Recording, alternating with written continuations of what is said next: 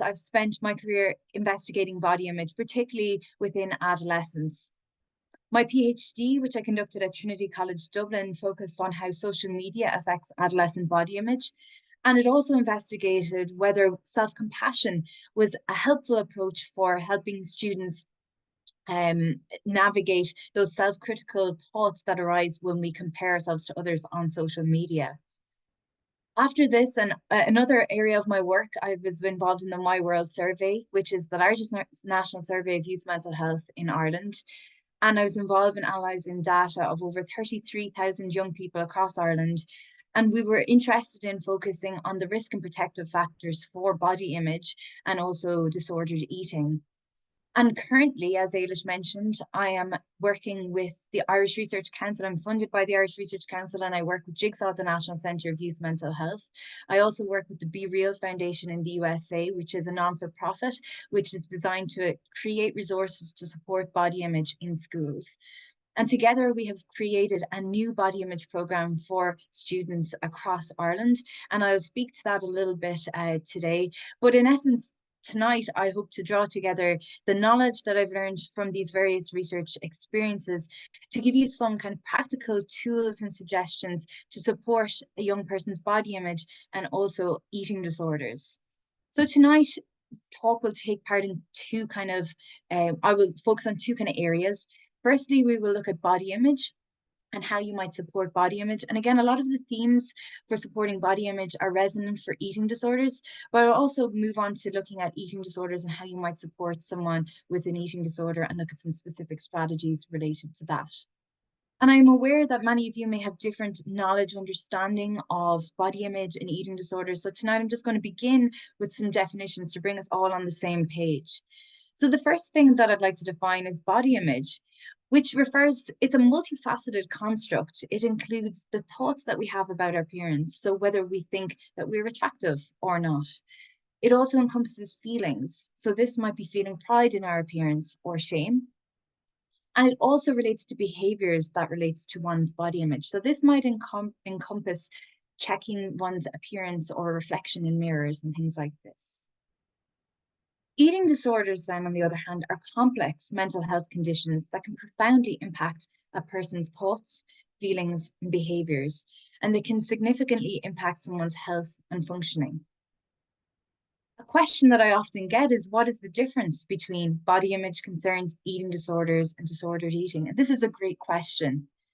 And often what we think about in this space is thinking about these behaviors along a spectrum, which we call the disordered eating spectrum. So at one end of the spectrum, we have eating disorders, and common ones include anorexia, bulimia, binge eating disorders. So these are significant psychological conditions that often require medical treatment. And at the other end of the spectrum, we have things like body confidence or positive body image, or an absence of weight concerns, or engaging in mindful movement and exercise. And within the middle of this spectrum, we have things like compulsive eating or fasting or excessive exercising. And to some extent, we all engage in disordered behaviors from time to time. There may be times where we may overeat or undereat, and this is part of the spectrum. And again, experiences of body image are often fluid as well, so that they kind of can be ups and downs. But I suppose the thing that distinguishes an eating disorder from disordered eating or body image is related to the degree of severity, the degree and the severity of the experience. So for someone with anorexia or bulimia or an eating disorder, there is a complete preoccupation around food, body, and eating. There's often compulsive behaviors related to food, body, and eating. It causes profound distress and impaired functioning to daily life. And again, it's persistent. It's something that occurs again and again. And another way of thinking of this, and what one of my colleagues, Denise Hamburger, shares, and I think this is a really nice illustration of it, is this kind of idea of a mind share continuum.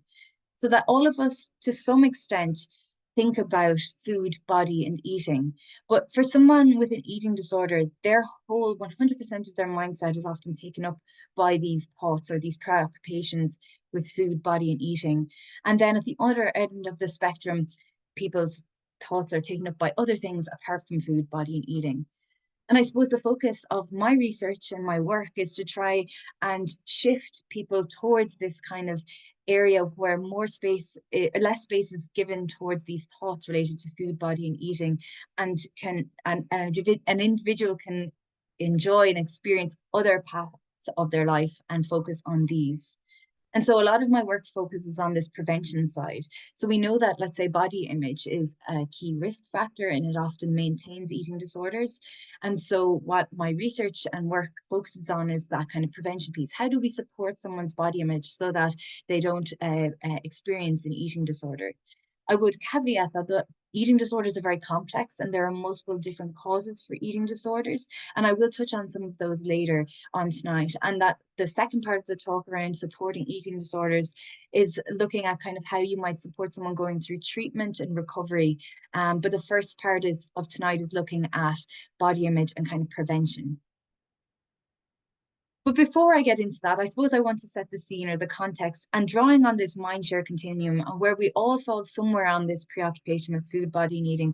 I'd like to encourage you now to reflect in your own lives about how often appearance, diet, or exercise come up in your daily conversations or in your own news feeds or in your own media consumption. I suppose the answer for many of us is quite a lot.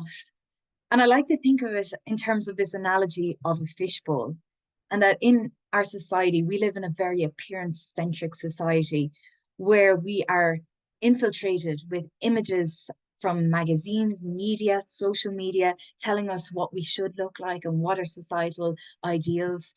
We're bombarded with images of what I should eat in a day or these kind of before and after body transformations. We see it in our kind of behaviors in terms of selfie taking and also the comments and the feedback and the validation for this that is often seen online. And so we're really swimming in, I suppose, a fishbowl that has become more and more diluted or polluted with these images of aesthetics and appearance that can drive these body image concerns and that we see. And so I suppose this is the context of the world in which we live, and that body image has become increasingly an important topic to understand, to study, and to be able to support across all ages.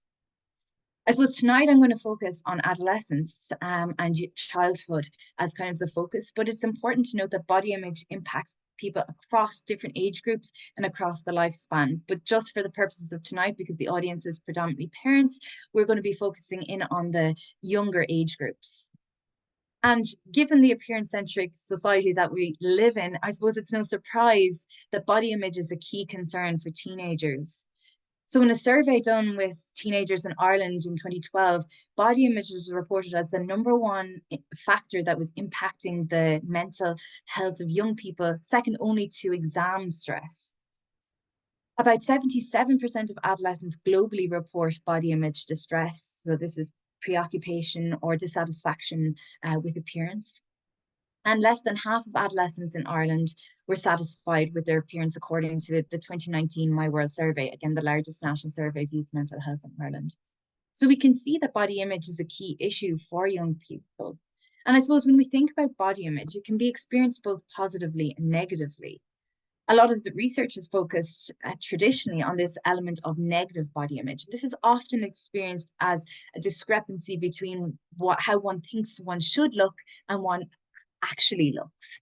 And so what this looks like in a person is someone who is constantly thinking about their own appearance and engaging in those kind of comparative evaluations where they might feel that they don't match up with their ideals. They're often worried about their weight and shape. And importantly, they can miss cues to self-care. And this is problematic because, again, these kind of missing self-cues to self-care can impact health. So we know that body dissatisfaction is one of the key risk factors for eating disorders. We also know that it's linked with reduced health behaviors, low self-esteem, and negative affect. And it can even impact academic performance. So again, there are no benefits to body dissatisfaction. And so trying to understand ways that we can reduce the sense of dissatisfaction and promote a healthy body image is really important. At this point, I would just like to acknowledge that sometimes there's a misconception that body image as a female-only issue. And again, we have increasingly recognized that body image impacts people across the gender spectrum. For example, we've seen a rise in male eating disorders over the last 2 decades, but yet it still remains quite a stigmatized and hidden issue among men and boys. And this can be problematic in that it might prevent help seeking or recognition of these problems in boys and men. So again, it's important to recognize that body image can affect people across the gender spectrum.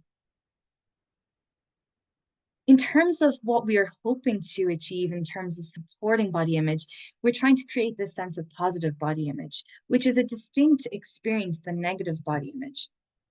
A person with positive body image can accept and respect their body, even if it doesn't match societal ideals. They can focus on their assets rather than their imperfections. Often it's misconstrued as this kind of love yourself mentality. And while that's an ideal to strive for, often loving ourselves can be quite a challenge for someone who struggled with body image for quite a while. So, in essence, what positive body image or body confidence looks like is an ability to be able to appreciate what your body can do and feel comfortable in your body. And importantly, be able to engage in behaviors that nourish and take care of the body. And again, we know that there are a huge amount of benefits associated with this positive body image, in that it's linked with these self-care behaviors. It's linked with reduced eating disorder risk, but it's also linked with healthy eating, exercise enjoyment, even being less impacted by the appearance-focused content in social media. So we know that kind of fostering this sense of positive body image is important. And I'm going to speak through some ways that you can do this in a minute. But often I get the question from parents is, when is the right time to support my child with their body image? And what I would highlight is that actually these body image concerns begin to emerge quite young, younger than we might expect or anticipate. So this is a really interesting study that was conducted by Susan Paxton in 2012 and Spiel and colleagues. And what they did is they gave 3 and 5-year-olds this image that you see on the left. And they asked certain prompts of children following viewing this image. They asked them, who would you invite to your birthday party? Who would you not invite? Who has the most friends, or who do you think has the least friends? And they asked the child to pick a silhouette here to reflect those questions. What do you think happened? And I suppose the unfortunate thing is that as young as 3 and 5, children were selecting the children on my left-hand side of the screen as being the people that they would invite to their birthday party, and the people in the right-hand side of the screen on my right as being not invited or having the least amount of friends. And so this is an implicit weight bias, this idea that there are certain societal standards that we have in society that I suppose marginalize some bodies and celebrate others, and that this is evident as young as 3 and 5 years of age. And we see that around 6 years of age, children start to engage in those evaluative pieces where they're comparing their appearance or other dimensions of their identity to other people. But again, by 40%, by 5 to 9 years of age, 40% of girls want to be thinner, and half of girls aged 5 to 6 worried at least sometimes about being fat. So again, I suppose the message is here that ideas around body image really start early, and that as a parent, trying to to acknowledge and recognize that these issues can start early and being able to address them as early as possible is something that can be helpful. And I suppose now I'm going to move on to looking at how you can help your child build body confidence. And again, a lot of this is relevant across different age groups as well. And so, yeah, I'll talk through some of these kind of practical tips and advice. So one of the first pieces of advice that I would give in terms of supporting body image is trying to shift a focus away from appearance. So we live in a very appearance-focused society, and often our conversations can unintentionally revolve around appearance or body image in a way that can reinforce the pursuit of body ideals or create body image pressures. So comments like, oh, I look fat in this. Again, people who engage in this kind of negative self-talk about their appearance often tend to exhibit more negative body image. So as a parent, being conscious of the language that you use around appearance, and again, focusing on this can be quite helpful in terms of trying to shift how your child might think and also what they might model. Again, children are like sponges, so they often pick up on the connotations that come with the language and the way that we discuss appearance. Another way that we see these kind of reinforcement of image and appearance is through even compliments. So these are often well-intentioned compliments, but they can have unintended consequences. So things like, you look great, have you lost weight? Again, this reinforces the idea that you have to lose weight to look good. And again, other comments like I was bad today, I had a cookie at lunch, or that I had to work off my dinner to buy or a treat or whatever it is, implying that we need to earn our food or earn our nourishment. And it attaches a morality to this kind of aspect. So I suppose in terms of supporting your young person and supporting body image, a thing that can be helpful is trying to avoid commenting on your own appearance and that of the child. And in particular, if you can shift the conversation towards focusing on other attributes that you value, such as their personality or hard work or these kinds of things, as opposed to appearance. And another way that we can shift this dialogue is away from focusing on what the body looks like and more on focusing on what it can do for us. And this concept is called body functionality. There's a compelling amount of evidence that suggests that body functionality and kind of reframing in terms of thinking about the function of our bodies can be a powerful tool in terms of building positive body image. So again, it's encouraging us to focus on all of the things that our body does for us. And again, it does a lot more for us than just being an aesthetic. So it helps us walk or bike to school. It helps us digest food and heal from a cold. It helps us dance and sing and do all the things in life that we enjoy. So again, focusing in on that sense of what our bodies can do as opposed to what they look, an instrument rather than an ornament. This can be a way that you can shift the conversation or reframe it and support body image. Another way that we can promote body image is through shifting away from this sense of judgment. And again, we do live in a society where there is a lot of judgment attached to appearance, as some bodies are marginalized, some bodies are celebrated. And often there's a concept or an idea in our society that if you point out someone's flaws or shame them, or yeah, these kinds of shame someone for their appearance, that it will make them change. So if you tell someone that they're overweight, then or make them feel bad about this, then it will motivate a health behavior. And actually, we know from the research that experiencing body dissatisfaction is not helpful in terms of in motivating health behaviors, and it can actually have counterproductive effects. For example, it's not someone who's engaging in health behaviors from the motivation of body dissatisfaction may not be engaging with self-care motives behind the behavior. And so this can lead to kind of more unsustainable or unhealthful behaviors in terms of trying to shift how our bodies look like. And again, there's also, this is compounded by another cultural myth that we could all attain body standards if we just work hard enough. But the reality is that 95% of diets fail. And this is because when we engage in this kind of level of restriction, when we restrict the energy consumption, our bodies think that we're going into starvation mode and they try and protect us. So, for example, our metabolism slows down, or we start to crave high energy foods. We start to retain weight because our body thinks that it's starving. And so this is why these kinds of diets tend to fail. And it's not due to a lack of willpower or self-control. It's actually our biology. We are biologically constrained by how much we can actually change our physical bodies. And also, there's kind of this mismatch between research and consumer culture. So, our culture leads us to believe that we have complete control over our bodies and that just controlling our exercise or our food, we can completely control our bodies. But actually, the reality is we have far less control over our bodies than culture leads us to believe. For example, 50 to 90% of our body size and shape is actually determined by genetics. And there are many other factors such as age and stages of life and our genetic set points that influence our shape and size, and that are not within our control. So again, these are just important things to be aware of, and that it reduces that level of blame and shame that often people experience when it comes to body image. So what we can do instead, I suppose, is celebrate the fact that we are diverse as humans and accept that we do come in different shapes and sizes. And this is a good thing. And that this reduces the pressure to fit into a very narrow window of a body ideal that is celebrated in society. And again, this reduces the pressures to look a certain way and be a certain size.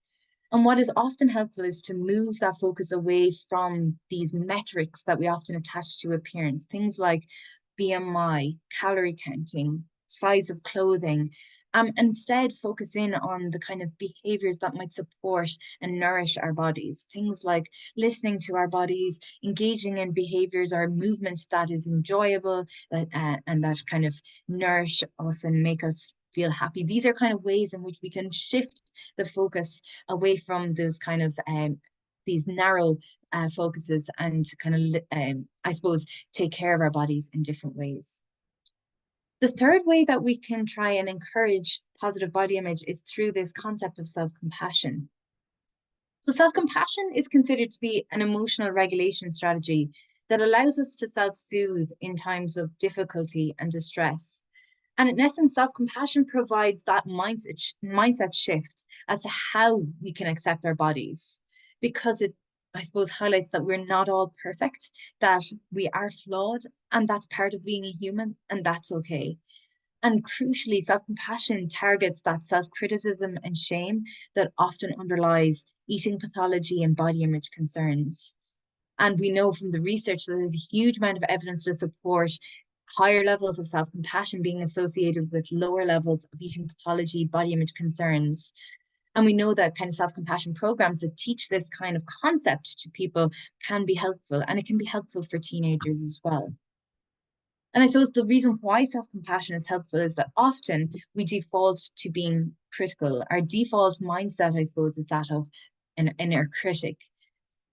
And often we can say harsh and critical things to ourselves in ways that we would never say to another person. So, for example, you would never say to your best friend, "Gosh, you're so ugly," or "You've really let yourself go." But often we can say these things to ourselves. And so the inner critic can be quite active when we think about body image and body dissatisfaction. This is some research that I conducted with teenagers in Ireland. And again, it highlights the level of self-criticism that was experienced by young people, particularly in relation to their appearance. So one student said, "If I don't suit a certain body standard, then I don't know, I don't think my body is good enough." Or even knowing for a fact that what they see on social media is not real life. They know it's heavily edited, but they still try to live up to the standards. It's unachievable. I know it, yet I still fall for it. So again, there's a lot of this kind of comparison piece that is driving concerns, particularly when we think about social media. And that often what arises from this is this kind of self-critical dialogue. And what self-compassion does is it tries to reframe that kind of thought process, and it tries to disrupt those negative thought spirals. And what often can happen when we engage in those negative thought spirals is that one thought spirals into a more negative thought, which spirals into a more negative thought. So an example might be that initially a thought might be, "Why does nobody like my photo?" And this spirals into, "Nobody likes me," which spirals then into, "I'm not good enough." Or, "I don't like how I look in that photo," which spirals into, "I hate how I look," and then thinking, "I'm a failure." So one way that self-compassion can help stop this spiral, and this is something that you might be able to help your young person through, is first of all, bringing their awareness to the fact that maybe their thoughts are spiraling, that this might be an inner critic, and focusing in on what the feelings are that underlie this spiral. Encouraging your child to recognize that they're not alone, that everyone experiences these feelings from time to time. Taking some deep breaths. Again, this kind of calms the anxiety that often arises when that negative self-talk emerges. And trying to encourage your young person to recognize that these spiraled thoughts are not facts, that these are just the negative thought spirals that are occurring, and encouraging them to think about what they might say to a friend if they were in the same situation. And can they say that to themselves? So some examples of what that might look like in terms of reframing the inner critic in terms of a self-compassionate voice is saying things like, "You're doing the best you can," or "You are enough, you are worthy as you are." Or, "I know that you're uncomfortable right now. That's okay. We all struggle with these things right now, and I'm here to listen." Or even reframing it back to that kind of functionality piece that I mentioned earlier, that your body does so much more for you than just how it looks. So I suppose pulling all of these together, it can be helpful to role model this positive body image through three kind of focuses. One of them is shifting this focus away from appearance and then focusing on what our bodies can do. So again, trying to reduce the amount of a language and commentary around appearance and focus inwards. Another way that we can do this is through less judgment and encourage compassion for others and celebrate that diversity. And another way is through encouraging self-kindness. And again, as a parent, it can be helpful to, if you can, to pull these kind of elements together yourself and role model this for a young person. And I know it can be a challenge, particularly if you yourself have struggled with body image. But I think through kind of these elements of self-compassion and kind of shifting focus away from appearance, these are kind of steps that can help in terms of supporting young people's body image. I'm going to briefly highlight that a lot of my work has pulled together these different elements of supporting positive body image into a program that we are running with Jigsaw within schools across Ireland. And this is the Be Real's Body Count program. And again, this program is 4 lessons. It's a training resource for teachers that kind of seeks to cultivate these skills in self-awareness, emotional regulation, compassion to promote positive body image and decrease body dissatisfaction and self-criticism. But again, these are concepts that you can engage with as a parent to support your young person as well. So now I suppose I've spent a bit of time talking about body image, and I want to move on to eating disorders. And again, as we discussed earlier, these are very complex mental health conditions requiring medical assistance and treatment, and they can profoundly impact thoughts, feelings, and behaviors and health and functioning. And we're going to look at that now. I suppose in terms of some statistics related to eating disorders in Ireland, so we know that eating disorders have a lifetime prevalence of approximately 5% of the population in Ireland. So this means that the proportion of a population at some point who has had this characteristic ever. So 5%, we would actually, that looks quite high. And also we know globally, during the COVID-19 pandemic, there was a sharp increase in eating disorders. There was a doubling of eating disorders globally during the pandemic. And here in Ireland, we saw similar increases. So we saw a 66% increase in acute hospital admissions among young adolescent girls for eating disorders between 2019 and 2020. So again, eating disorders are relatively common, and they are very serious conditions that warrant attention. But I often think that eating disorders are often misunderstood. And so I'm going to talk through some of the kind of factors that need to be understood as a parent. If you suspect that your child might be struggling with an eating disorder, these are really important things to understand. So one of the things is that with eating disorders, appearances can be deceptive. Often we think, or we have a stereotype in our head of what a person might look like if they have an eating disorder. But the reality is that many people who have an eating disorder may look healthy, but may be extremely ill. So often it's a lot of eating disorder can be founded and focused in on the mind, and it might necessarily reflect on the outside. So it's very difficult to tell just by looking at someone whether or not they have an eating disorder. Really, it's important to understand the thought processes and the feelings that underlie people's behaviors and experiences. Another thing with eating disorders is that they do not discriminate. Like body image, eating disorders can affect people of all ages, genders, ethnicities, sexual orientations, body shape and size, abilities, socioeconomic status, and walks of life. They can affect anyone. Unfortunately, there remains a lot of stigma around eating disorders in groups such as men, and this may prevent help seeking in this regard. So again, just being aware as a parent that it can affect people across various different ages, genders, and this is something to be aware of. Another thing that's really important to understand is that eating disorders are not a choice, nor are they a phase. They're not something that someone wakes up one day and decides, I want an eating disorder, and it's not something that just goes away with like developments. This is often something that people have to work through a recovery process to recover from. And these are serious and biologically influenced health conditions that can disrupt personal life, but also family unit functioning. Also, it's important to note that families are not to blame. So you are not a bad parent because your child has an eating disorder. Again, eating disorders are highly complex. disorders, and they are caused by a range of different factors.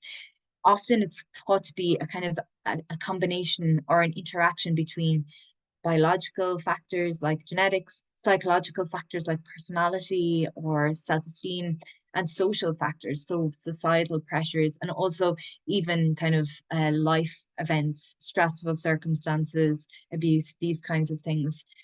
And often families can be the best allies in the recovery process. So that's really important to be aware of. And I'm going to talk about how you, as a parent or family member, may be able to support a young person who, if you suspect they have an eating disorder, if they have an eating disorder. And I'll talk through that in a minute.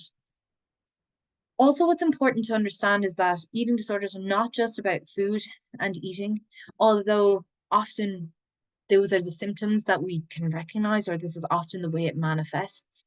Eating disorders, as I mentioned, they are multifaceted. And as I mentioned, body image is one of the factors that is a risk factor for eating disorders, but there are many. When we think about eating disorders, well, they are often described as maladaptive coping strategies.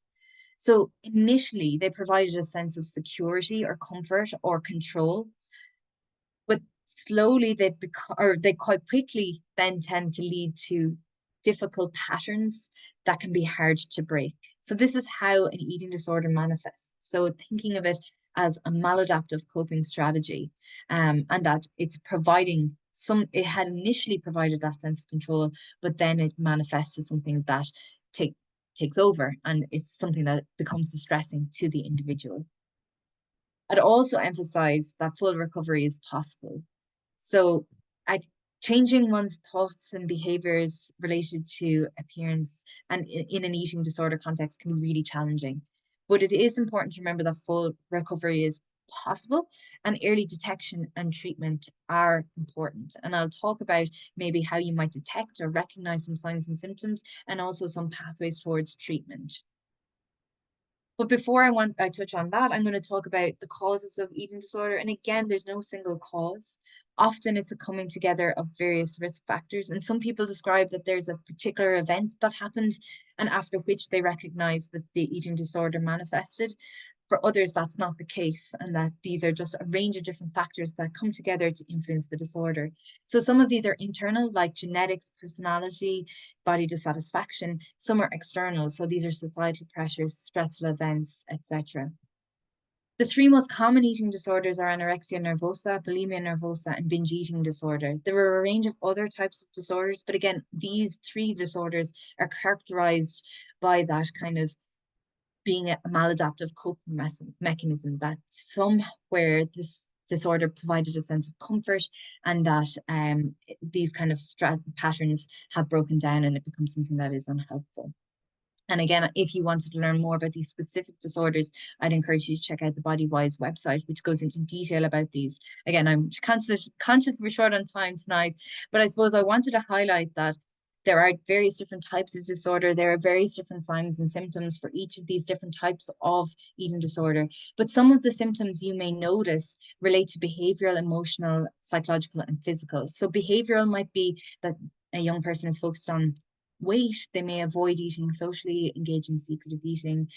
In terms of emotional factors, they may fear weight gain, and they may have low mood or self-esteem. And in terms of physical, often it manifests in terms of changes to body weight up and down, or stomach pain, or feeling cold, tired, and dizzy. So these are some of the factors. This is not an exhaustive list, and spunout.ie has some really good resources that explain these kind of symptoms. I suppose in terms of getting help for a young person who's experiencing a disorder, in Ireland, there are two main treatment pathways. One is the public route, which starts with a visit to the GP and who can refer to further services. And there's also a private route. So this involves treatment outside of the public system. And again, BodyWise outlines these in great detail, and I encourage you to check this out if this is something that you think would be helpful. What I would like to highlight to parents and family members is that recovery from an eating disorder involves not relying on the eating disorder to feel safe and secure. So this can be something that can be very difficult to break. It can be a gradual, non-linear process, and that setbacks are really common, and it's normal. It's part of the recovery process. And what I would encourage, if someone is experiencing what they perceive as a setback, that encourage that person to recognize that this is part of the process. Recovery is a learning process. It involves a bit of trial and error to find what works. Again, treatment might look very different for different people. And so there's not one size fits all. But in terms of this recovery process, you're not back at square one if you think you've experienced a setback. You've learned from what has worked before, and maybe you can draw on that to bring yourself back on that journey. So I'm briefly going to talk through some things that can be helpful in terms of supporting eating disorders. I'm conscious that I'm running out of time. But one of the things is that can be so profoundly helpful is offering an empathetic and listening ear. So this is creating a safe space for your child to discuss their concerns. And even if they don't actually open up to you, having that knowledge that someone is there to listen, that they're not alone, can be really helpful, because eating disorders can be so isolating. What's really important, and I know as a parent, there's the tendency to want to fix the problem for your child and make their pain and their suffering go away. But as an empathetic listener, it's trying to listen to their concerns without judgment and trying to not jump in and fix the problem, but actually listen. So what empathetic listening looks like is saying things like, I'm here, or what did that make you feel? Or can you tell me more about, versus kind of jumping in and saying, well, have you tried X, Y, and Z? Or you should, or, oh, don't be upset, you'll be fine, or dismissing it. So again, empathetic listening is trying to be open and open those channels of dialogue. It can also be helpful to focus on the feelings. So again, often the tendency is to focus on the behaviors, but in reality, eating disorders start in the mind. So again, trying to avoid that commentary on foods and specifics of food and appearance, and instead ask about feelings, because that underpins a lot of these behaviors. An eating disorder voice is a characteristic of the eating disorder. It's negative self-talk that often is part of the disorder. So you might hear it in terms of a person talking about shoulds, or they must, or they have to. And the eating disorder voice, again, it's trying to maintain that eating disorder. It creates these rules. And initially, it provided a sense of security and comfort. But in time, it creates a sense of helplessness, and the person becomes or loses their confidence. And so what's important is to recognize that this is an element of eating disorders, and that separating the person from their disorder can be a way that you can support an individual who's experiencing an eating disorder. So recognizing that a person is not their disorder, and trying to appeal maybe to their logical side of their mind and fighting that eating disorder voice. And for more Bodywise, really great resources on this. The final thing that I would say is practicing self-compassion as a parent. So trying to support a young person or your child who has an eating disorder is really challenging and a stressful experience. And just try to remember that you're doing the best you can, and try to be compassionate with yourself. A lot of your focus may be on your young person, but again, trying to make time to look after yourself, or open up with a friend or a family member, or giving yourself compassion in this different time. Like the analogy of putting on your own air mask before helping others in an airplane. This can help in terms of your capacity to mind yourself, but also support your young person. So I suppose bringing it together in terms of supporting someone with an eating disorder, it's offering an empathetic ear, listening without judgment, focusing on the feelings as opposed to the behaviors, separating the person from their disorder, and practicing self-care and compassion as a parent. I'm going to link some resources here as to how you might get help for body image and eating disorders. And then if you would like to hear more about me or my research, there is a link here and a QR code. But I thank you so much for listening, and I encourage you to take any questions, or to ask questions that I will take. And I thank you so much for your time and attention here tonight. Ciara, thank you so much for that absolutely fantastic talk. There was so much information there that I hope is of great use to our very large number of attendees. I might choose, we've quite a few questions. We're not going to have time to answer them all, so I'm just going to choose a few that I think may represent the kind of questions that are foremost in the minds of many people. So I'm actually going to start with one of the questions that came in last, but I think it's a generic one that lots of people might find helpful if you answered. It's, can you recommend a powerful video, book, social media handle, influencer, etc., to show to a young person to try to prevent or to show when they may be at a vulnerable stage? So resources, really, I suppose, for those struggling with body image. So that's a fantastic question. And on this slide that I have on the screen, there are some really great resources. So I'd encourage, in terms of body image, the body image Embrace Collective has some fantastic resources that can be accessible for young people, parents, and teachers, as does the Be Real Foundation in the USA and our own Youth Mental Health Lab as well. In terms of kind of books, again, one of my colleagues, Dr. Zali Yeager, has written an excellent book in terms of parents and supporting body image. It's, again, Embrace Kids. And there's a really powerful film that comes with that, that is, again, I think available on Netflix or coming to Netflix in Ireland in the near future. And again, there's so many great accounts in terms of supporting body image. So I know that there's often the portrayal that social media is all bad, and that's not necessarily the case when it comes to body image, and that it's offered these kind of accounts that can be helpful in supporting body image. I do know in the Irish context, for example, that Rosanna Purcell has great kind of podcasts and posts a lot in terms of supporting body image, as does the Food Medic in the UK. So these are accounts that, again, might be helpful in terms of supporting body image.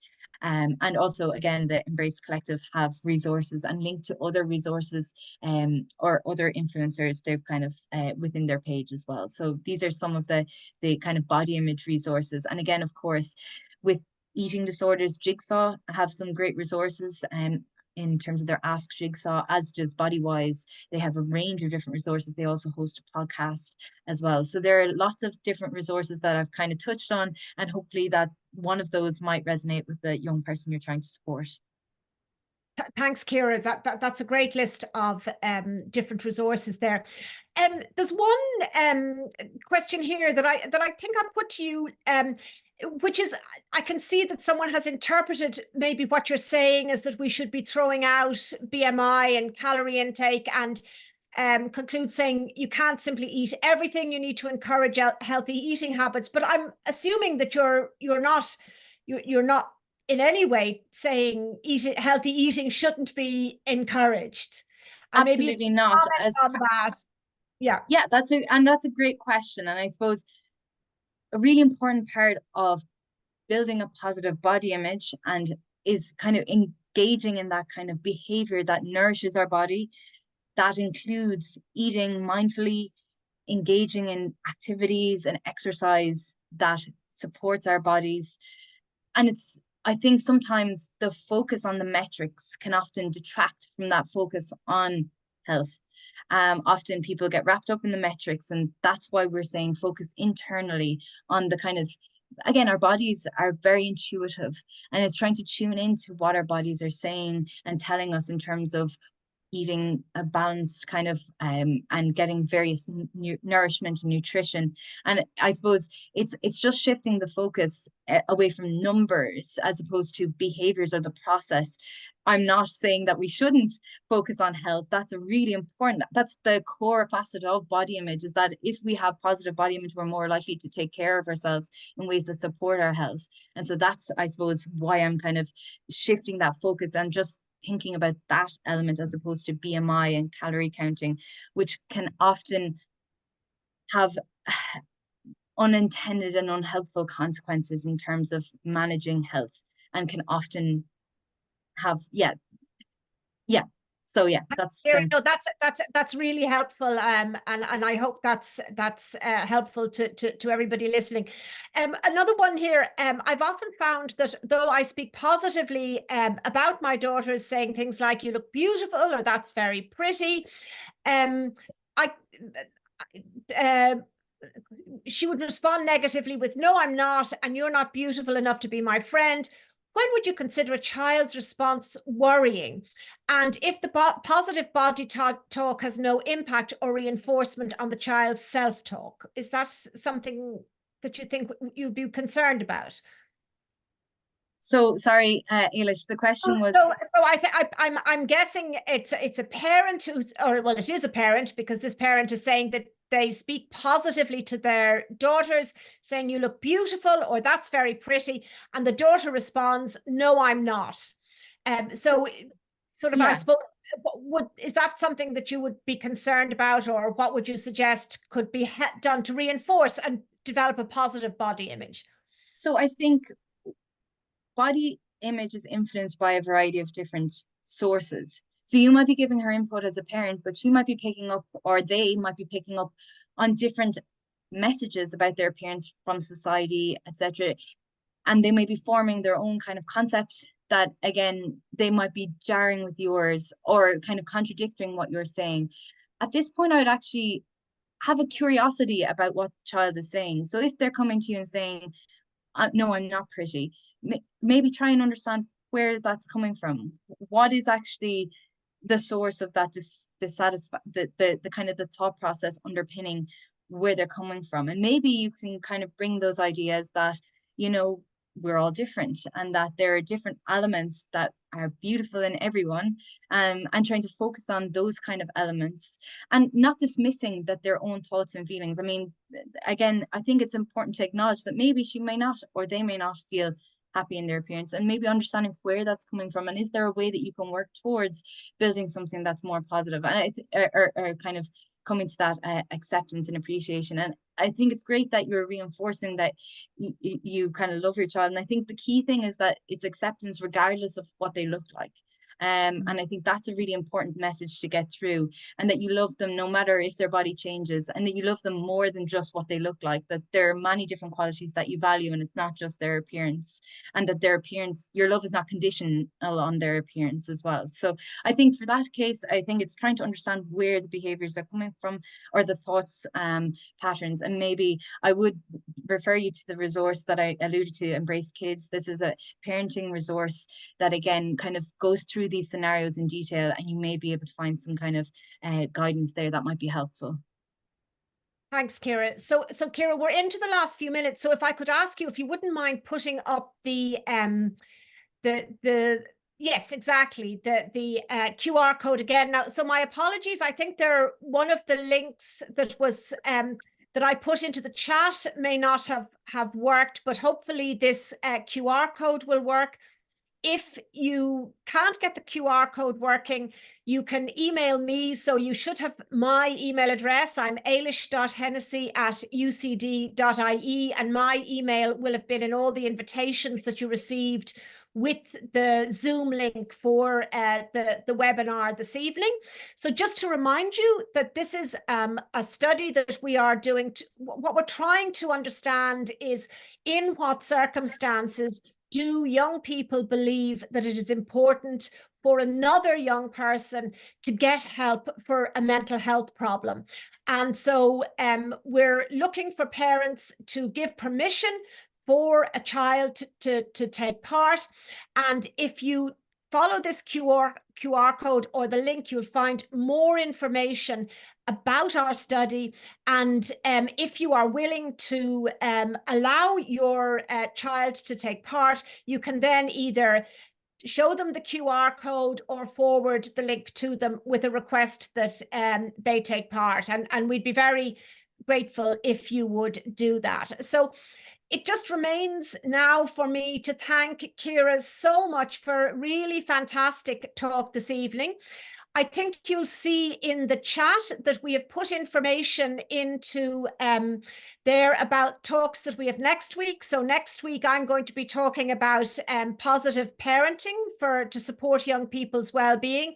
And the week after, my colleague, Dr. Paul Dalton, is going to be talking about worry and anxiety, and particularly where it interferes with young people's sleep patterns. So just we'll finish up there, and I'll just thank you all very much for your attention this evening. We had a huge response to this webinar, and well over 300 people in the webinar throughout Ciara's talk. So thank you very much, and we hope to see many of you again next week.